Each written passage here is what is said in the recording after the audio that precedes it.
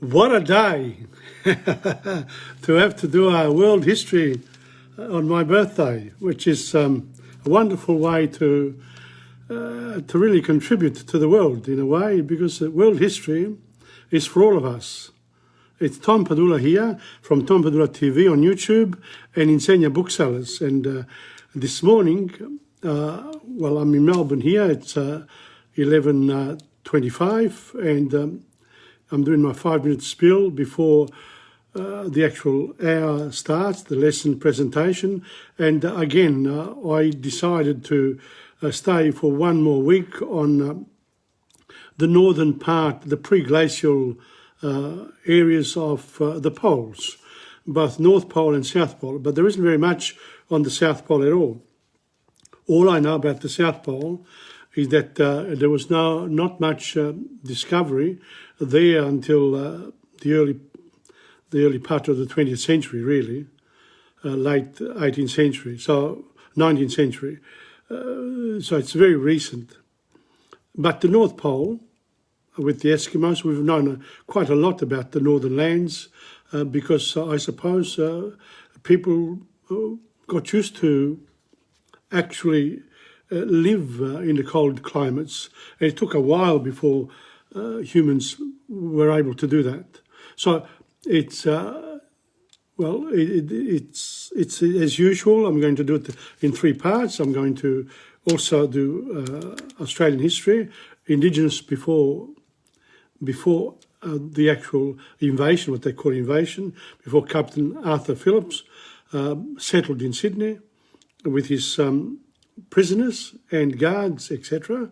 And then the time before that, 60,000 years of Indigenous life in Australia, Paleolithic and Neolithic.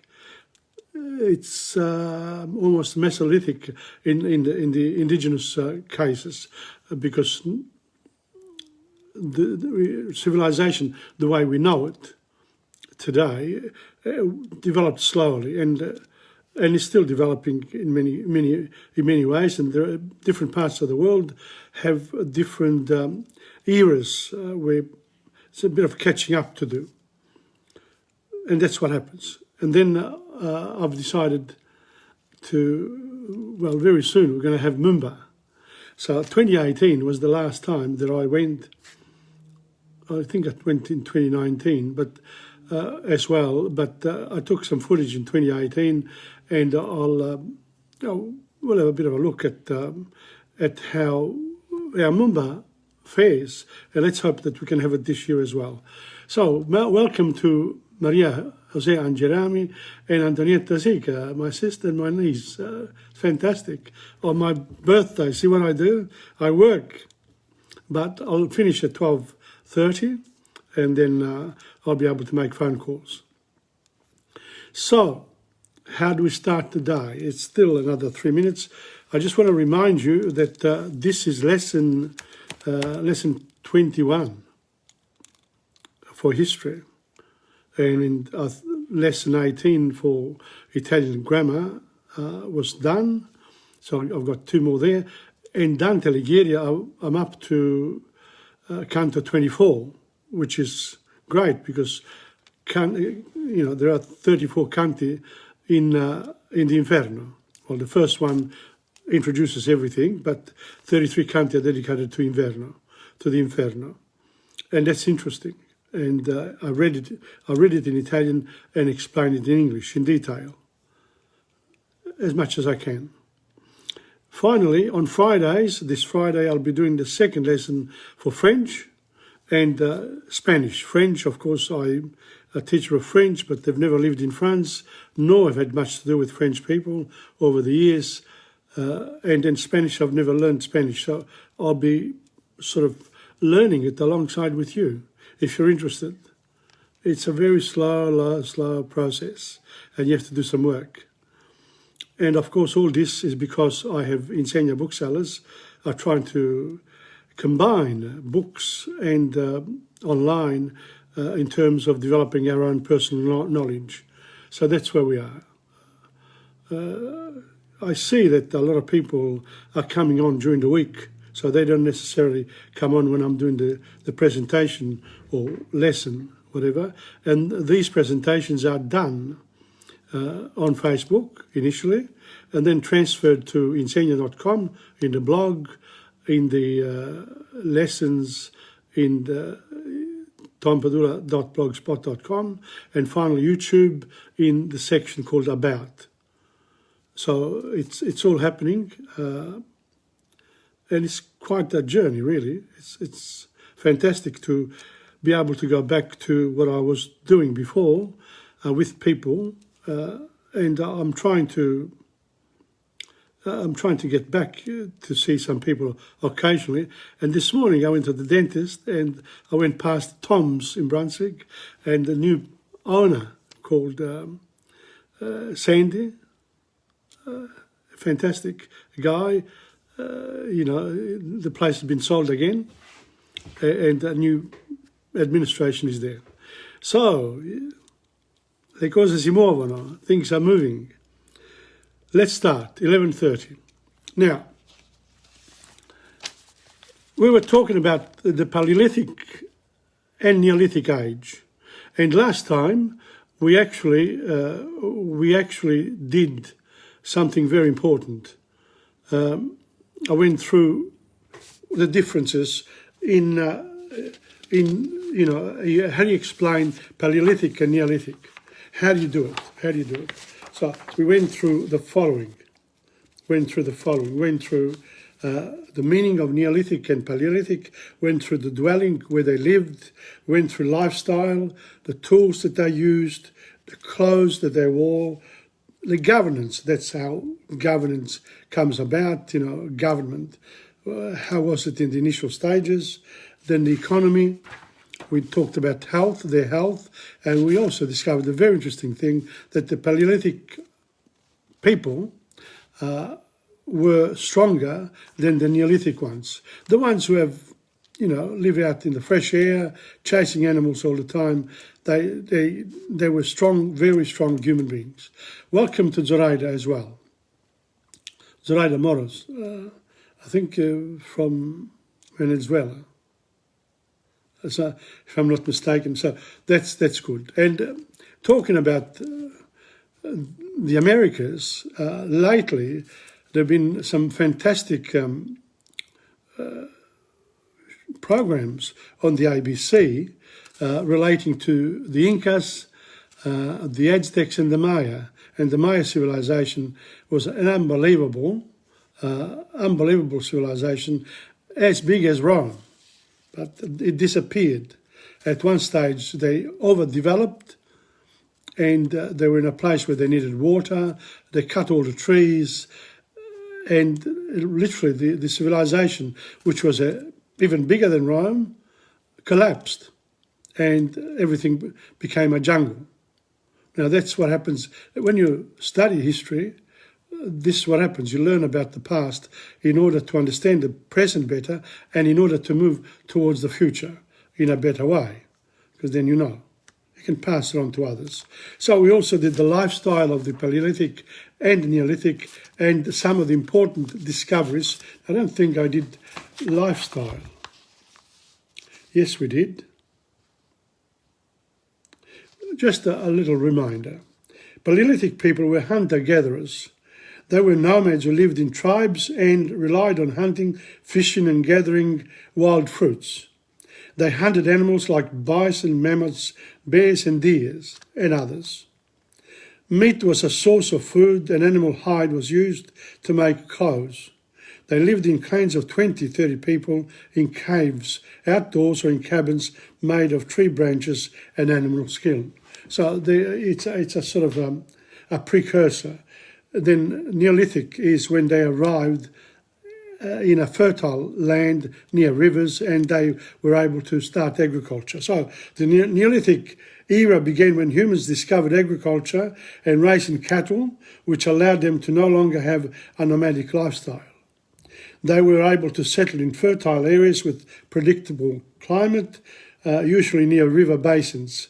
Rice and wheat were the first plains they cultivated and the first animals to be domesticated were dogs, goats, sheep, oxen and horses. Basically, that's it. Now, the most important discoveries, of course, of the Paleolithic and Neolithic people were, perhaps the most important invention of Paleolithic man was language. The minute they started to use language was important. A close second was the discovery of how to control fire. Neolithic humans discovered how to cultivate plants and domesticate animals. They also invented writing, pottery and weaving. The agricultural revolution in the early Neolithic era had a profound impact on the human species. The wheel is also believed to have been invented in the Neolithic period. Calendars and timekeeping were also invented in this era. Now, funnily enough, the wheel was never discovered in the Americas by the Maya, even though it was a profoundly, highly civilization. The wheel was not discovered. So some things are discovered in some parts of the world, and then it takes a while in order for that particular invention to go somewhere else. For example, the silkworm in China. They kept they kept silkworms and they made clothes out of them, beautiful silken clothes. And they did not share that knowledge with Europe for more than 1,000 years. Incredible the way it works. Now, we're talking about also health and what was it? Health and lounge. We'll have a look.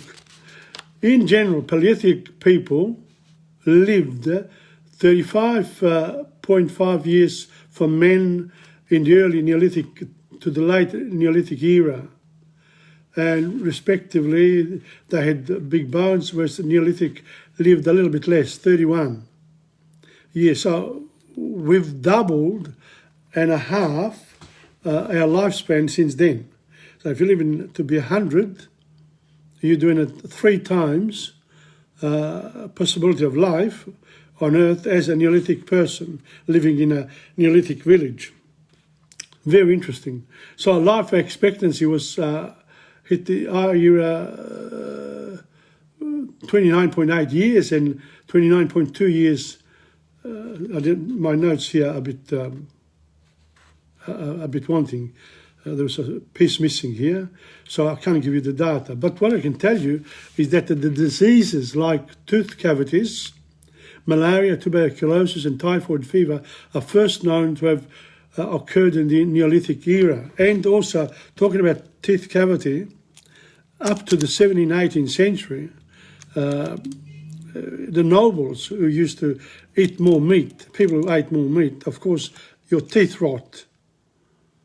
So the ones who didn't have the ability to eat meat, but they ate vegetables, they had a better life, they lived a longer life. So if you were rich, you died younger because you were debauched. That's how it works.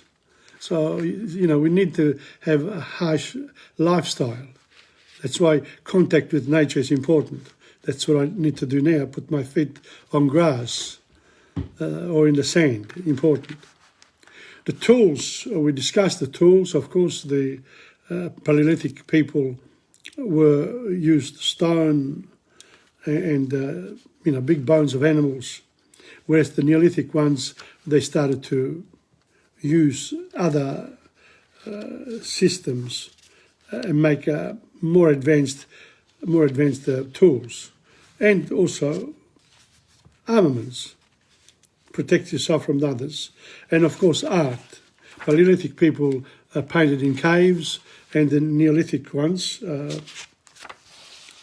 did it on canvas, on walls, inside. So, we are coming to an end here. The civilization that I need to cover to complete the first walk through the world in historical terms is going to the southern part of Africa.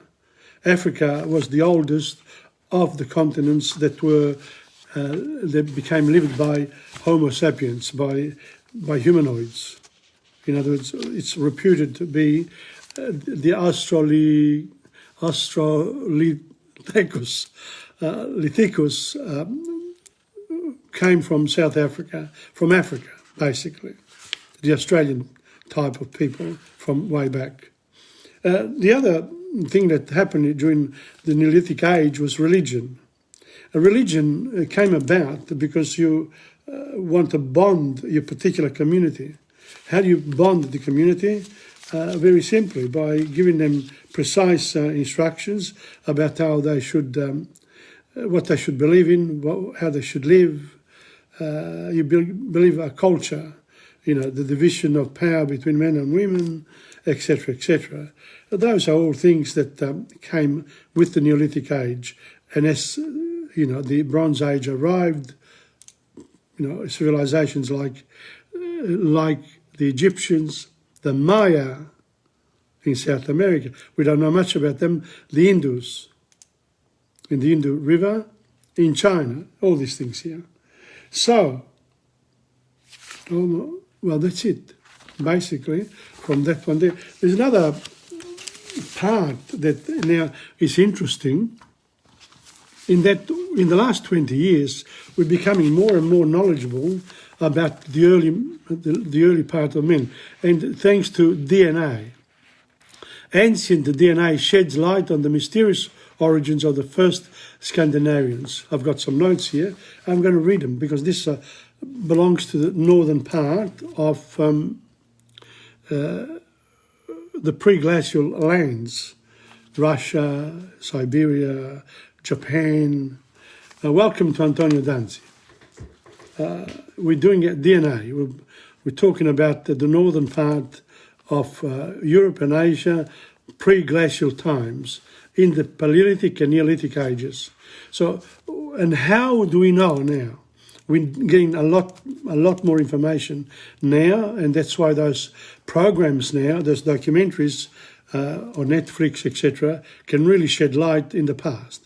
But without really doing a bit of study of your own, you cannot access the past. In other words, when you watch those particular programs, welcome Bart. When you watch those Bart Sanchoro, interesting. Bart, I think you got to do what I'm doing now for your sculpture. Anyway, let's go on. The next part, let's say, the next thing we need to understand is that as we get this information, what do we discover? We discover that no one has discovered the world. The world was there. If anyone did a lot of discovery, it was the animals, because they went in all continents. And guess what? The ones that then lifted their front legs up and became humans, they followed the animals because they were part of. So when people say, we come from chimpanzees, or, God created the earth in 7 days, etc., it's all to be understood within the context of our human frailty, the fact that we're limited beings. So we want something to, and it's true. If you have a belief, you live better. That's why religion was important. It doesn't matter which religion, as long as you appreciate the fact that you need to be good to each other.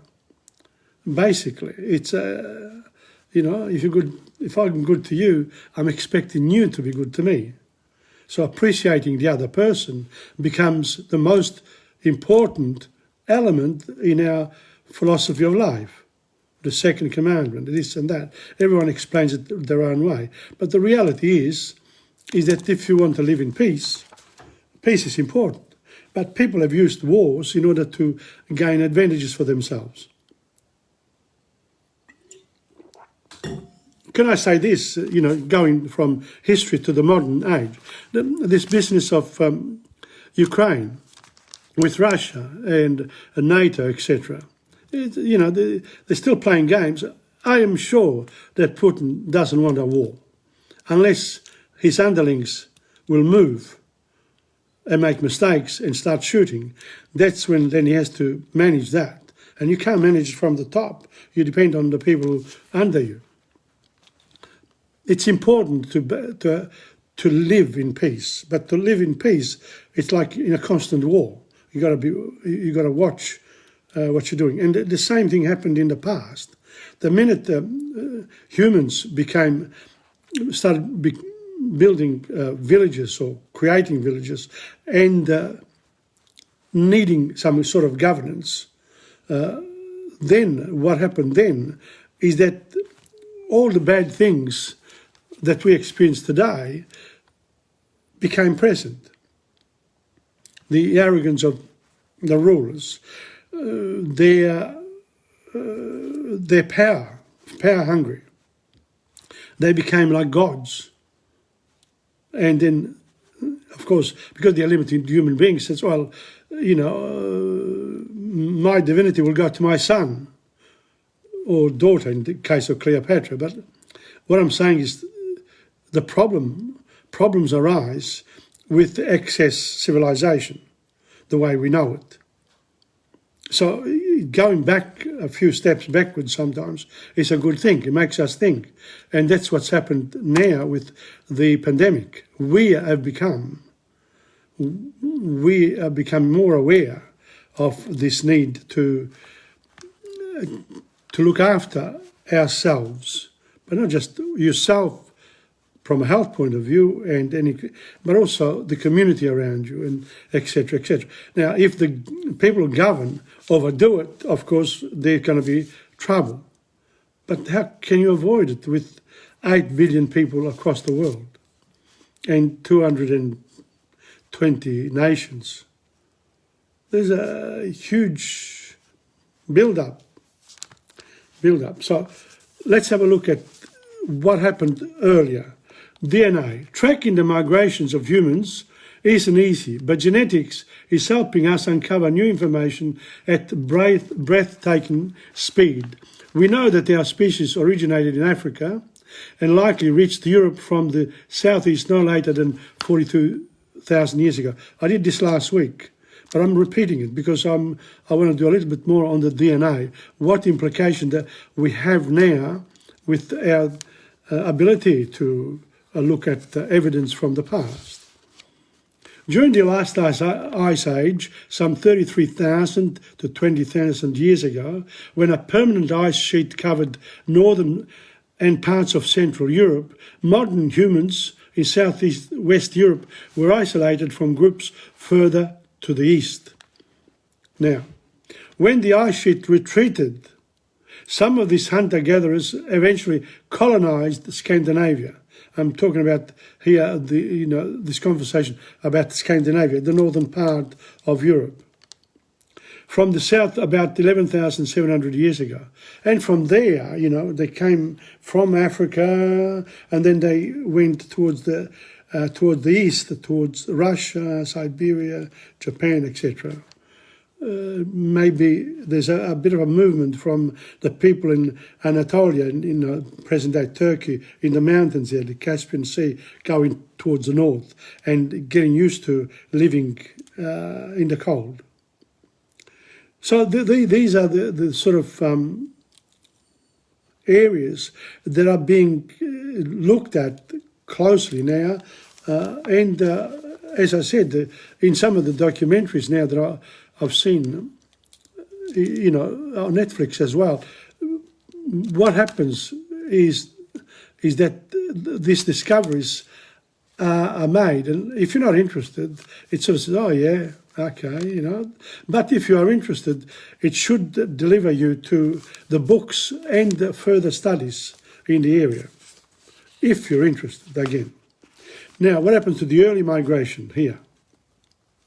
One of the reasons the origins of the first Scandinavians is so enigmatic is a major shift in stone tool technology and appeared soon after they got there. This new technology seemed to have had an origin in Eastern Europe and has been an open question how it reached Scandinavia. Easy, I reckon. If you've got people moving to Eastern Europe, Russia, etc., and then you've got migration coming from the south, well, then you can go the other way around. once the people established on the other side, what are we doing with the Italian community here? We come from Italy, we're established here. I just realised the next year I will have been in Australia for 60 years. That's a long time. What do I know about Italy? From hearsay, my life has been here. So therefore, can I offer something back to Italy? Yes, that's what I'm doing now. But in English, not in Italian. And so there's an exchange, if you like, of the developments of Italians abroad and Italian in Italy. And the more you sort of trade and look at each other, and what about the Italians living in Venezuela and South America, Argentina, and North America and Canada, and the northern part of all of these communities will offer something. But Italians, yes. But what about the Chinese? China here, China there. The world is our oyster. The walls don't work anymore. You've got planes you can go above. You can build all the walls you want. If somebody wants to go there, easy. Just get a helicopter and you drop yourself in there. Unless they shoot you, which is a possibility. Welcome, Colleen. I'm having fun here with early migration in Northern Europe. Let's have a look now at the way we look. Race. I didn't want to touch that before. It's too much, it's one of those areas that really requires a very open mind to accept the differences. And I think all politics today have to accept multiculturalism. In the early days, I used to say, what's that? But that's what we need. We need that sort of spirit in order to receive and give peace to others. But we look differently. So it's easy to develop prejudices against each other. What happened in early migration here? Our interdisciplinary research team combined the genetic and archaeological data with reconstructions of the ice sheet to investigate the earliest people of the Scandinavian peninsula.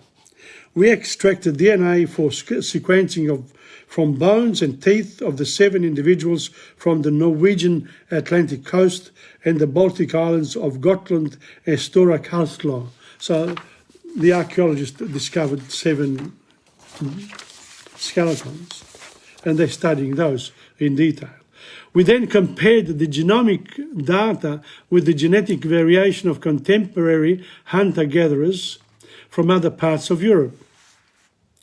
To our surprise, hunter-gatherers from the Norwegian Atlantic coast were genetically more similar to contemporaneous populations from east of the Baltic Sea. There was, in other words, that act of migration backwards probably worked.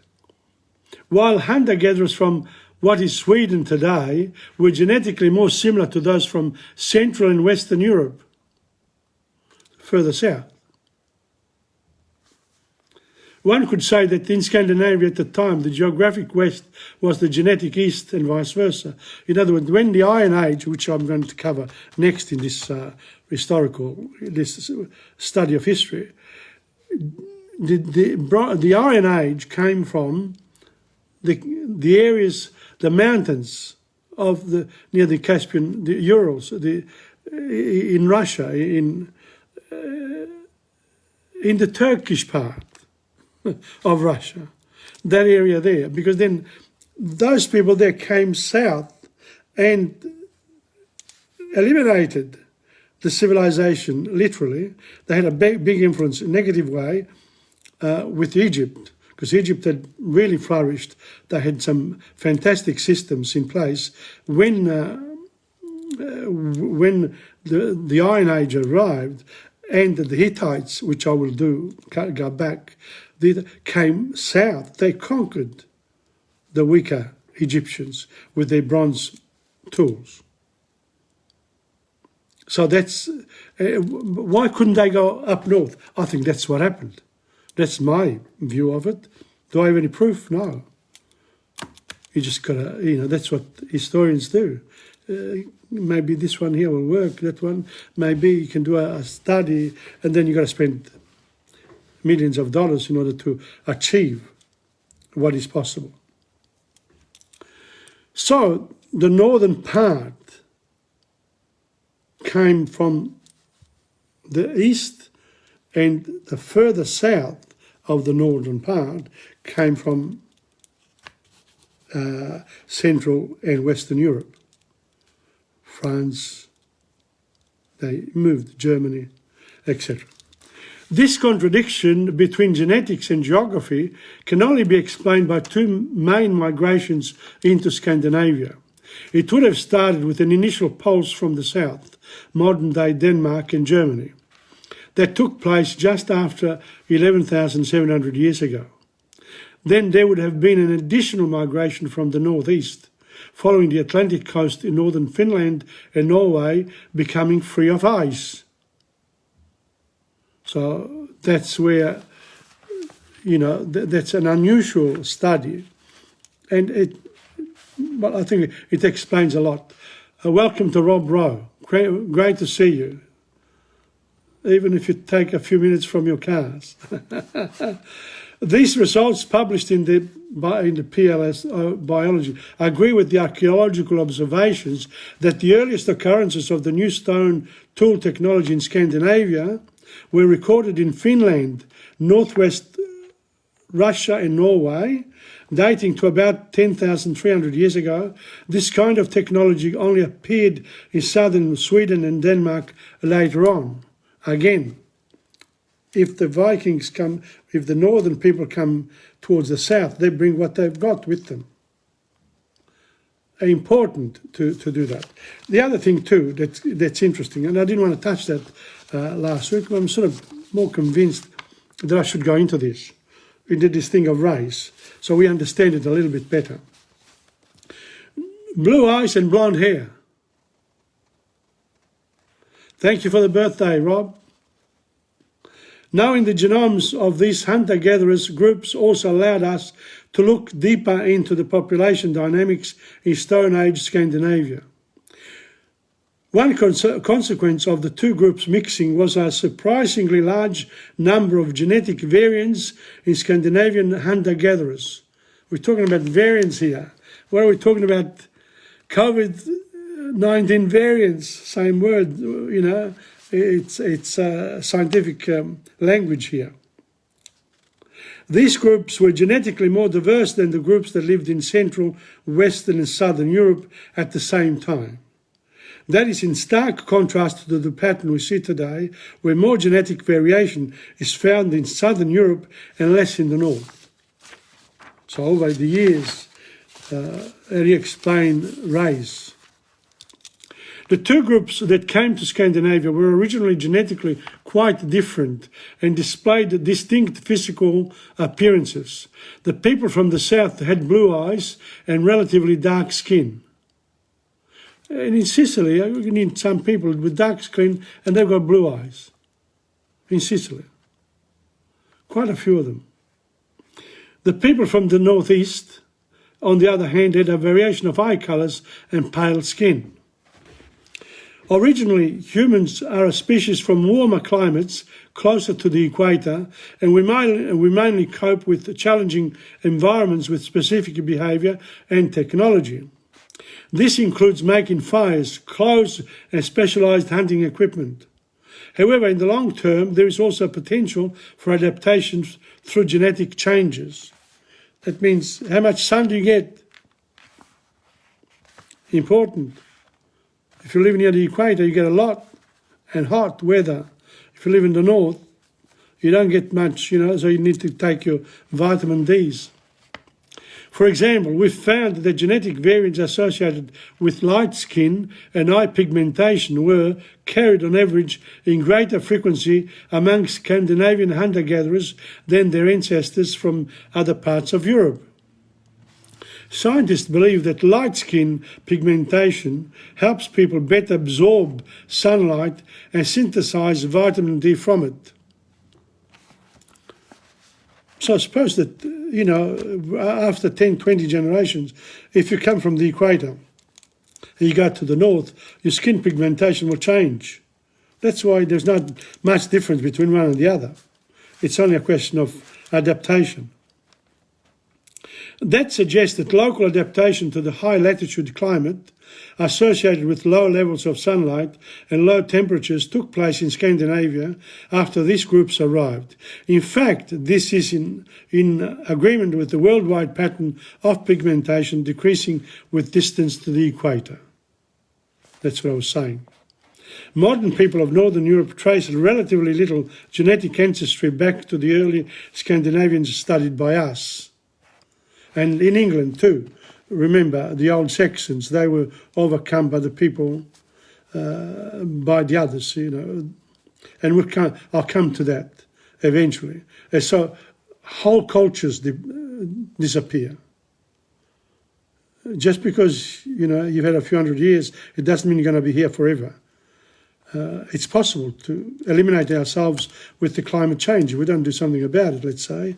But even if we do, if there's an ice age or the sun decides to go for a holiday for a while, or a big planet gets in the middle, who knows? Modern people of Northern Europe trace... all right. That's because several later migrations have changed the Scandinavian gene pool over time. We know that migrations during the later Stone Age, the Bronze Age and historical times have brought new genetic material as well as novel technologies, cultures and languages. The picture is similarity complex in the other parts of the world. Similar things in other. Hopefully it won't be long before genetics helps us work out the detailed picture of exactly how humans have spread across the world since we first emerged. Does it mean that we get rid of Columbus Day in America? I say no. Because it doesn't matter. Because everyone has invaded the lands, including the indigenous ones. Everyone. So in other words, you have to accept the fact that the world was there for everybody, from Paleolithic age to Neolithic age. So the more this is discussed, the more one realises that maybe we can make different, like we can accept different religions, we can accept different cultures, we can accept a lot of differences. Why shouldn't we? We come from the same little microbe, little cell, after the world had arrived with the Big Bang Theory. But does it eliminate God? No, it doesn't. Because one is belief, spirit. The other one is the physical world, which is universal, universe. So where is God? Is it in planet 1, 2, 3, 25? In a satellite this? Which part? Welcome to Assunta Lombardi and Marisa Francavilla. Good to see a few people coming on. Now, that's it. That's it for today. And I hope that, if nothing else, this will stir people to look at history and maybe write papers. And don't forget people like Bats and Cholo, got great artists amongst us, will go online, but it takes a bit of doing. 30 years ago, I used to employ 2 or 3 camera people to do what I'm doing now, and it would cost me thousands of dollars. Now I do it. You got to have the technology. You still got to buy things and pay the bills. It's 12:03, and as I said I always dedicate half an hour. So that's it. Next week I will be doing Africa, the original place where humans first lifted their front paws and they became humans, slowly but surely. But apart from lifting the paws, it was the brain. The minute you start thinking, that's the problem. Thinking is dangerous. That's why we made so much progress. Too much thinking. Now we're going to go to see the other planets And already, the documentaries, there are too many satellites in the sky, we can crash against each other, and how we're going to clear the area around the Earth, and how come, all the billionaires want to make more money by sending people upstairs. And who cares whether they, But it's us. We are adventurous. We have to accept it. Now, going back to Australia, Indigenous people before the invasion.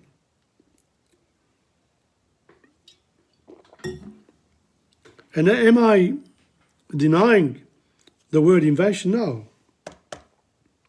It has to be understood that invasion is what it is. If you think the piece of land is yours, then it's an invasion. It's invasion of your privacy. You know how many people, they say, if you go online and this and that, they cannot tell you, people ignore me, which is fantastic. Why? Because it depends. If you give people too much importance, then they become too important for themselves. And therefore they have to share their time with others as well.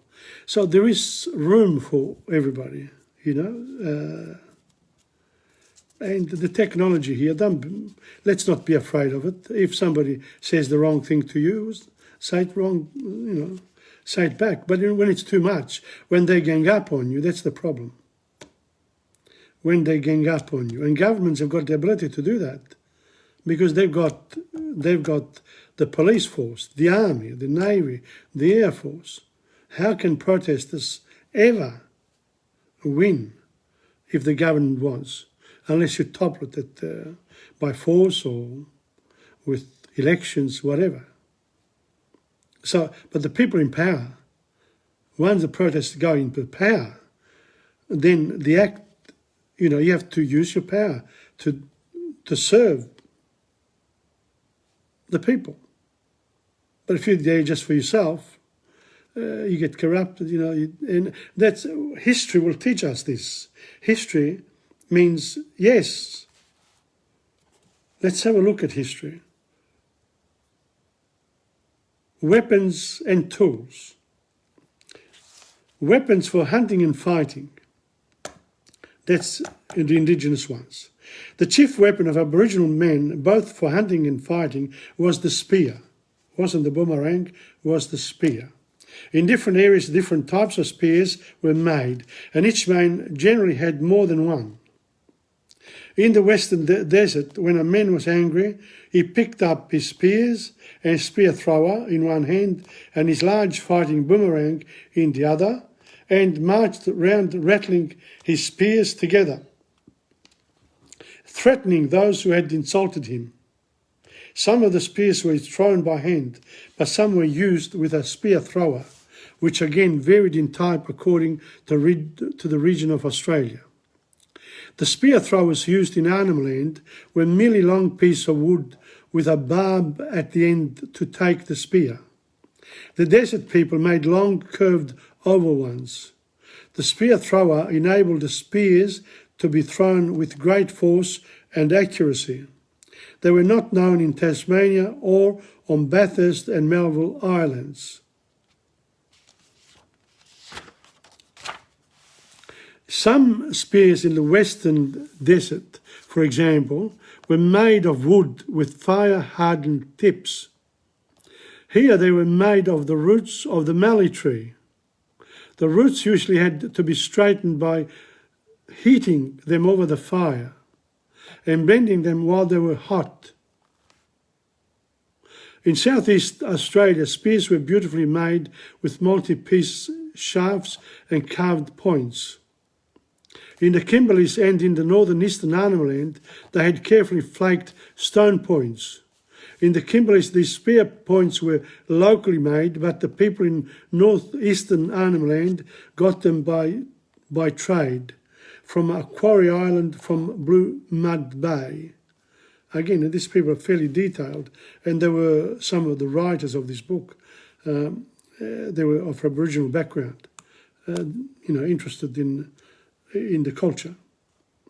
The point was fitted to the shafts by tightly wrapping wet kangaroo sinews or other animal sinews around the shaft and head. The sinew shrank as it dried, leaving a tightly bound headpiece. In the Cape York area of Queensland, many stingray barbs were set in gum at the head of the spear. In the rivers of Australia, in the shallow waters of the coast, men did much of their fishing with spears. This usually had 2 or 3 very sharp wooden points lashed onto their ends, and each spear might be nearly 3 metres long. Off Arnhem Land and Cape York, the spearmen went out in a dugout canoe, harpooning turtle and dugong with a spear tied to a long rope. The best known weapon of the Aborigines was the boomerang. Welcome Curtis, Al Tolman. This developed from the throwing stick for club and was used over a wide area of Australia. But the Aborigines of Arnhem Land, Cape York, Tasmania and the offshore islands did not make boomerangs. So, Aborigines of Arnhem Land, Cape York and Tasmania, no boomerangs. Though in Arnhem Land they gained boomerangs by trade, they bought them. Boomerangs come in many shapes and sizes. The one you will know is the returning type, an Australian invention. It was used only for games, bird hunting and chasing animals into traps. The Central Australian type of boomerang was made from a curved limb of a mulga tree. It had ridges on the upper side and a flat underside. These boomerangs were given a coating of red ochre clay paint and were often decorated.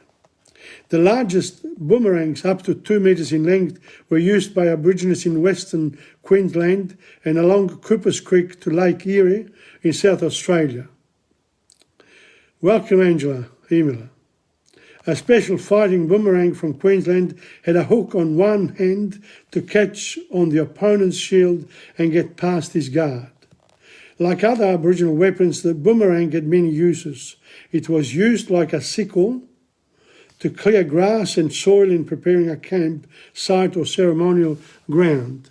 It was also useful as a poker and shovel in cooking, to scrape away the ashes of the fire, to make an oven for the dead body of an animal, and then later to lift the cooked meat out of the fire.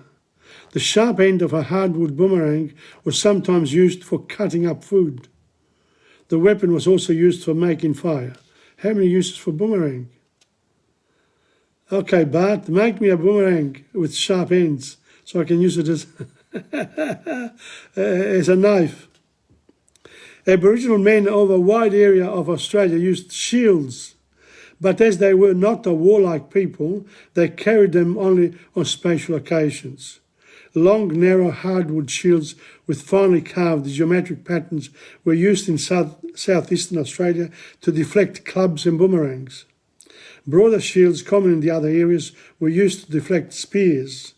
In other eastern Queensland, large slabs cut from giant fig trees protected the men from blows aimed with a large hardwood fighting sword. I would say that the shield can also be used as an umbrella, in the desert areas. Making these spears, shields and boomerangs were examples of the woodwork done by Aborigines. All men and women could make the things they needed for daily use. Of course, some persons were better at this than others, but all could make their own tools and spears. In some areas, the right kind of stone or wood was not available. If this was sold to the group had to get it from another area by trade. I'll give you this, you give me that. No money involved. To make wooden implements, stone tools were needed. In fact, the main use of stone tools was to cut and shape wood. And we'll do stone tools next time. That's enough because Banjo Patterson is waiting for me. Okay, maybe I can just show you a couple of pictures. Just a couple of pictures here.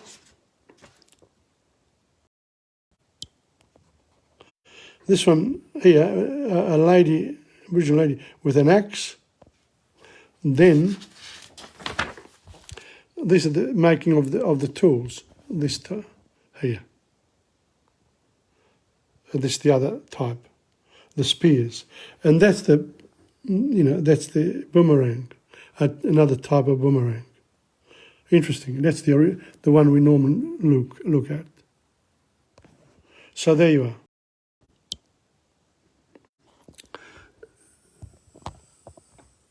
You can sort of learning quite a bit doing this work, which is interesting. A.B. Patterson, colonialism has brought us lots of good things, including some good literature, Australian literature, and paintings. I'll get to that eventually. It's good. At the melting of the snow. Banjo Patterson liked the Canberra area. Must have come from there. Because he's got quite a lot of poetry from that area. So at the melting of the snow, normally Australia is known for its desert conditions. But there's snow in Australia, of course. There is a sunny southern land, and it's there that I would be, where the big hills stand in the south country. When the wattles bloom again, then it's time for us to go to the old Monaro country at the melting of the snow. When you hear Monaro, remember, it's not a political area, it's actually land in a particular place. To the east or to the west, or wherever you may be, you will find no place like the south country. For the skies are blue above, and the grass is green below, in the old Monaro country, at the melting of the snow. Now, the team is in the plough, and the thrushes start to sing, and the pigeons on the bough are rejoicing at the spring. So come, my comrades all, let us settle up and go to the old Monaro country at the melting of the snow. Welcome, Rose Gully. That's it. Let's go to the melting of the snow in the Monaro country. Do you know where the Monaro country is? I have to look it up. Maybe you can use your iPhone and go to Google Map and look up Monaro country. There you are, at the melting of the snow. It's a beautiful book given to me by my son Jason in 2008. And I've started reading it after 13 years, 12 years. Isn't it incredible? But now, I had kept it alive all along. Now I have to get back to the computer. The computer, let me see. Huh? What?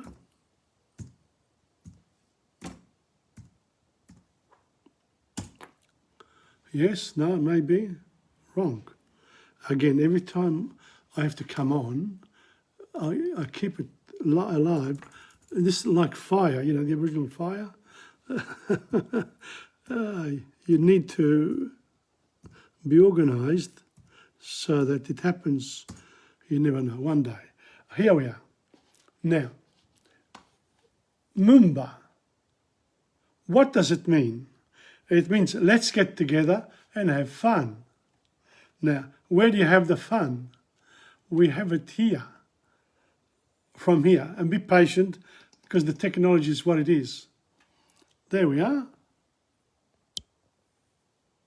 That's your Mumba when you first arrive. Okay, that was like, there's another one here? Yes. Look how many people in 2018 going to Mumba. Are they going to be there this year?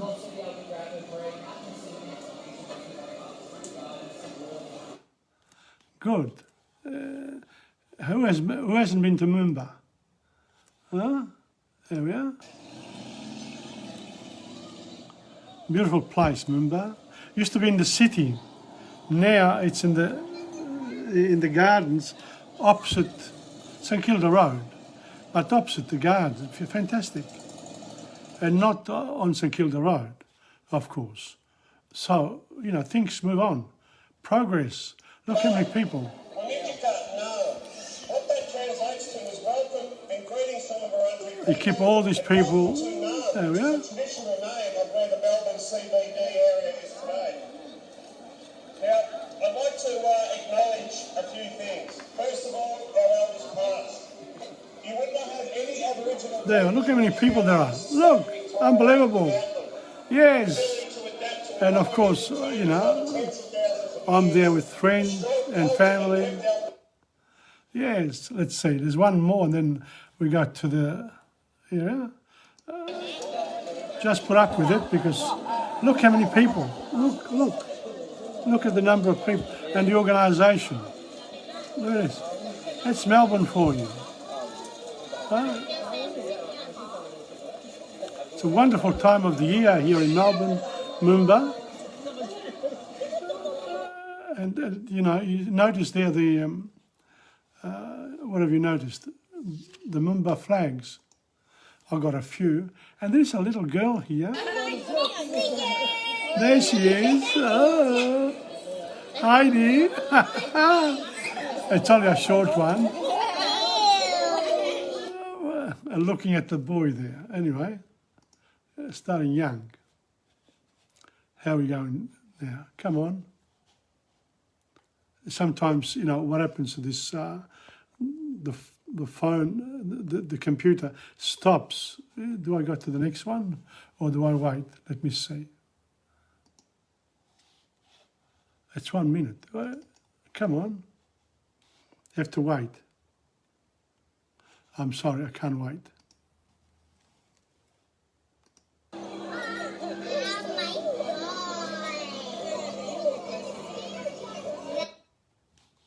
Good. It gets better and better. No, that's enough. Next one.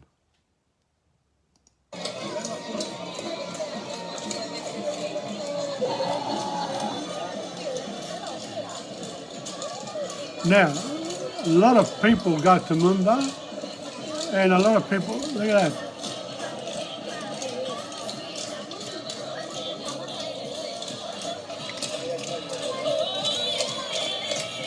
This is all the dancing schools.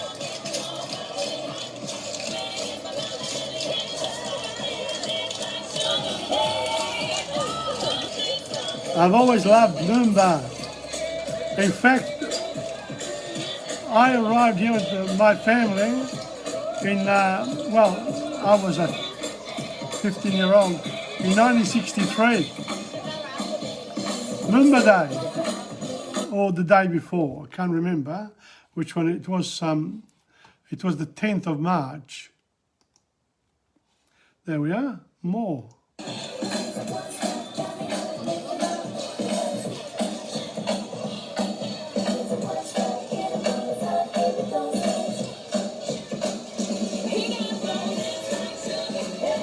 Once upon a time, these used to be, these floats used to go through the city. To the city centre, Swanston Street. Now, you wouldn't be able to do anything like this in Swanston Street. It's all changed over the years. It was when the city was more like, you know, a regional city. But then we come to this beautiful area of Melbourne, Queen's Park, Kings Park, the Yarra River, opposite the gallery.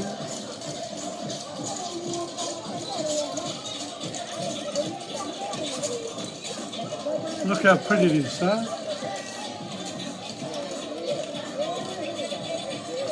Lots of fun.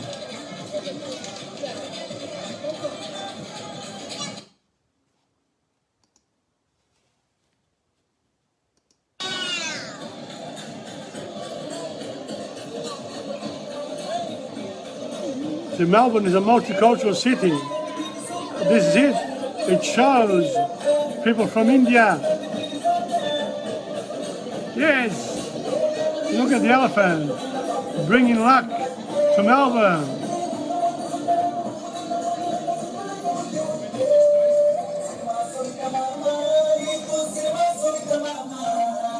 Bollywood.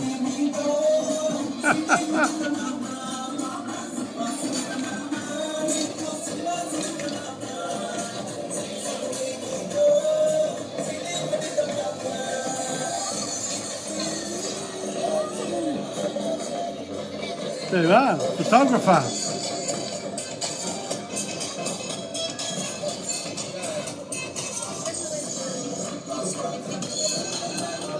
All the people watching.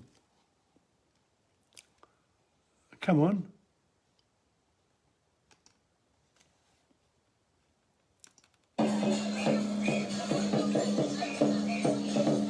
Japan of Club of Victoria. There you are. Drums.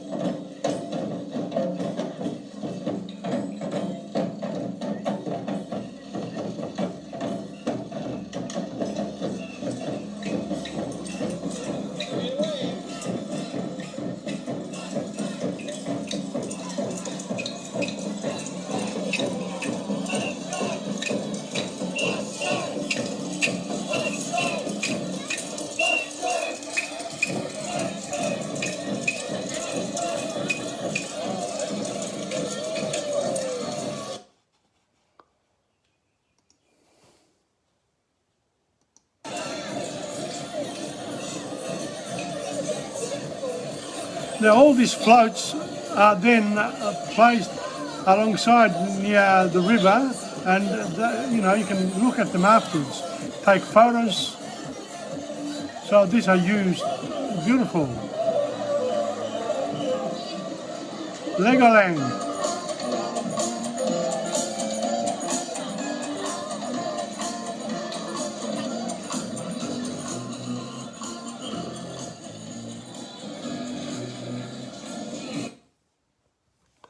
Keep going, Tom.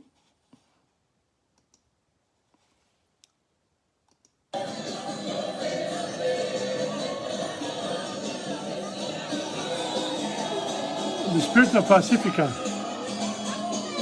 The Pacific Islands, Samoans.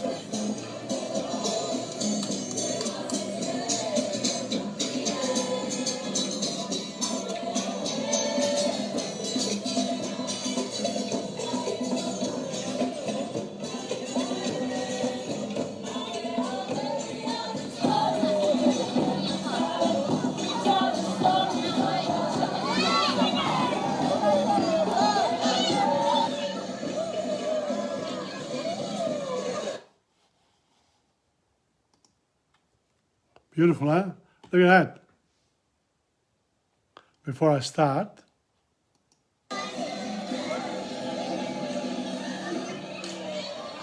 very impressive. Dino, Lucio Miranda, hi. We were looking at Mumba, preparing for this year. Let's have a good one in 2022. This was 4 years ago.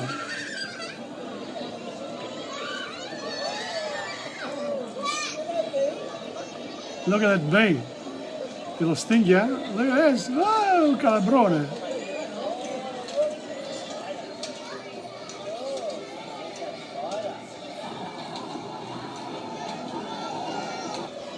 A kangaroo. Oh, amazing.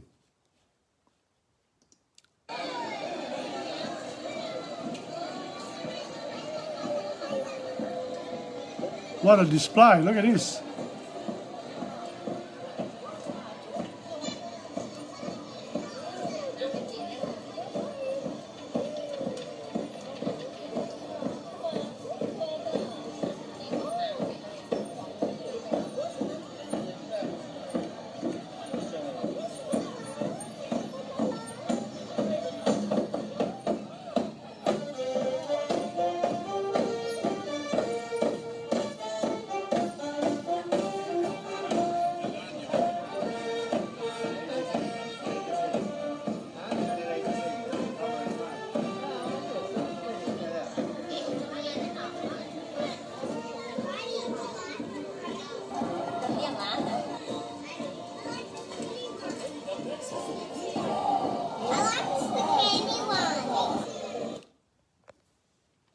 Wow, that's magnificent, isn't it?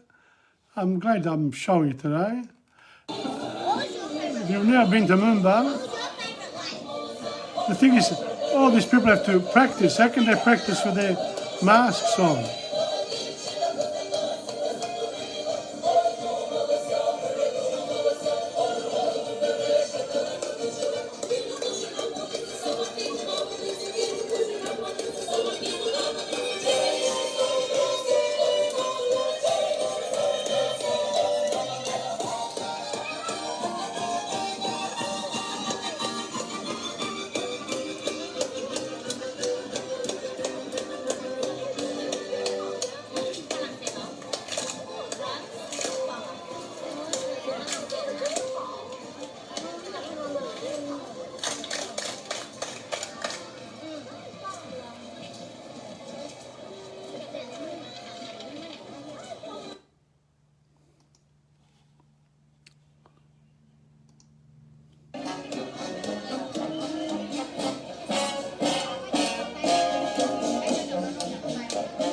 The big bands.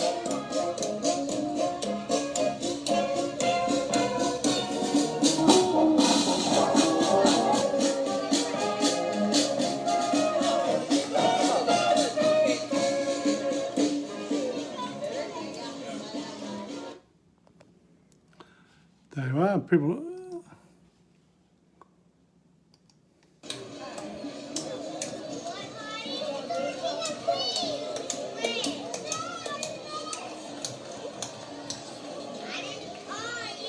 You're doing the music here.